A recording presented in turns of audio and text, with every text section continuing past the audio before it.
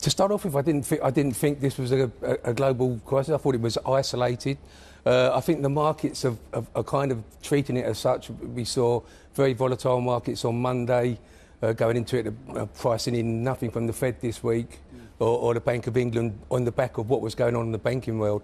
I feel there's a kind of unsteady calm that has come around the markets now in terms of it looks like is Credit Suisse, is SVB, are they isolated events? The banking shares across the world have kind of steadied and gone up a bit. I think it's an uneasy calm because I think we've seen what can happen, and we saw what happened in the markets over the last week or so. The market's going to be nervous. I think the market is nervous, and I think you're right. And I think it goes back to the little trip that us three made up the Swiss mountain at the start of the year, where mot du jour was polycrisis. And I think the problem with this time round is there's lots of nagging things going on that maybe that you can't say that's where the epicentre is. And this is where the problem is as well. And that's the impression I get on both sides of the Atlantic in the banks as well, that it might be about deposits here, it might be about risk management there, it might be about inflationary positioning here, lack of hedges there as well. So I think from our point of view, it feels like there's a lot going on. But can you specifically say you think this is the epicentre, or would you agree with my analysis? No, I think you're right, Steve. I think you're right. It seems to be, and that's why the market has kind of gone into kind of a lull, and we're back to where we were in terms of interest rate expectations, is because it does look like different scenarios. The SVB, what went on with SVB doesn't appear to be the same as what went on with Credit Suisse.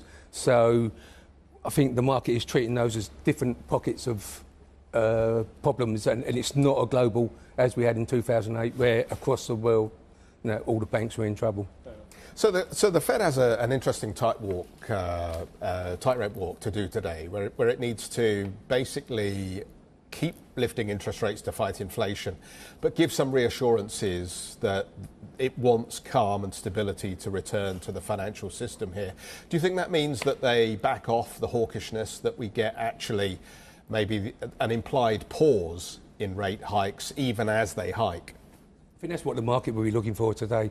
The 25 basis points is priced in, and you know that's going to happen. But I think you're right. The market will be looking for the language to change, maybe from the previous comments that they've come out with. Because to a man, the Fed have been hawkish all year, I would say. And it's only 2 weeks ago, Chairman Powell was putting on the table 50 basis points.